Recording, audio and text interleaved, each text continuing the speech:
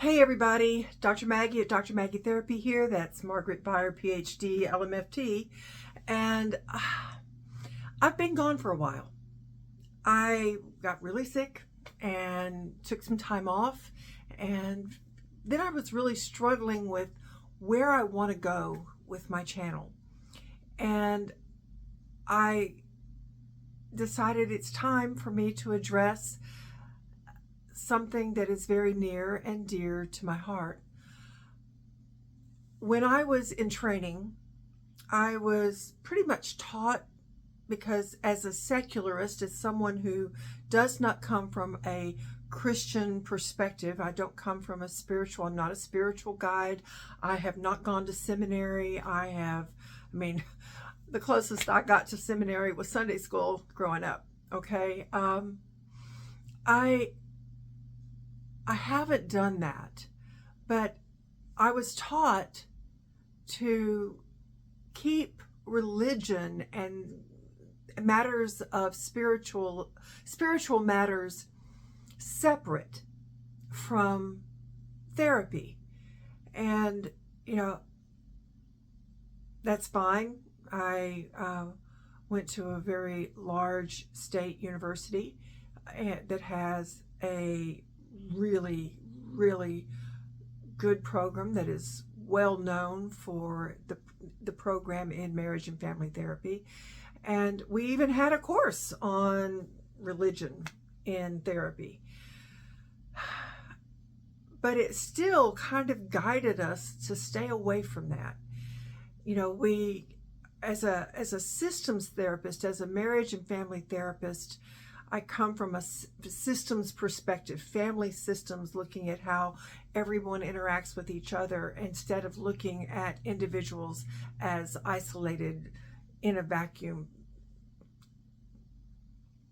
segments of the family. That we understand that every individual is in the context of the family or a larger society, and that we have all of these different influences and inputs on us. And yet, oftentimes we ignore the spiritual, which is a huge piece. And the longer I work with my clients, the more I have become convinced that spiritual issues are at the heart of most people's conflict with themselves and with each other.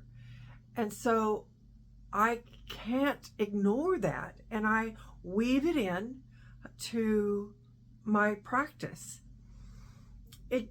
Sometimes I work with people who are of different faiths, not just maybe necessarily different denominations of Christianity, but maybe Jewish or Christian, or I've worked with Muslim clients, I've worked with Buddhist clients, I've worked with Hindu clients. So I always find out what their faith system is, and I try to educate myself on that faith system so that I can help them put that as part of their healing process. Because what's the point of faith if it has no role in your life other than to put a label on you or give you an activity on Saturday or Sunday? When we struggle with a lot of the issues that we deal with, whether it's depression or anxiety or anger, the bipolar depression, ADHD, whatever the problem is, there's always a spiritual aspect that people can rely on if they allow that to.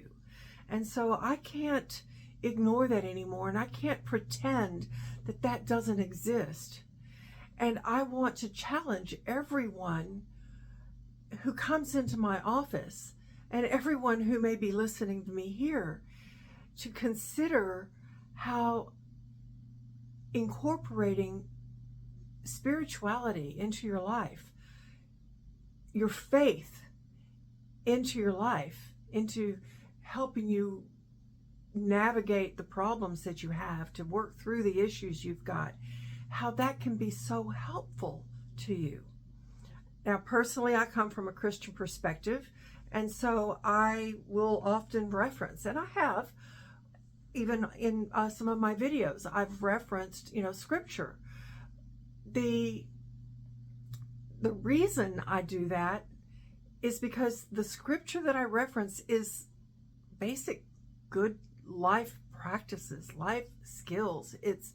I just did a video on I said people suck, because all have fallen short, all have failed, all of us have made mistakes, and we have to be able to recognize our failings and to forgive ourselves and let go of that. And I think we still need to work to be better, but that's also in scripture.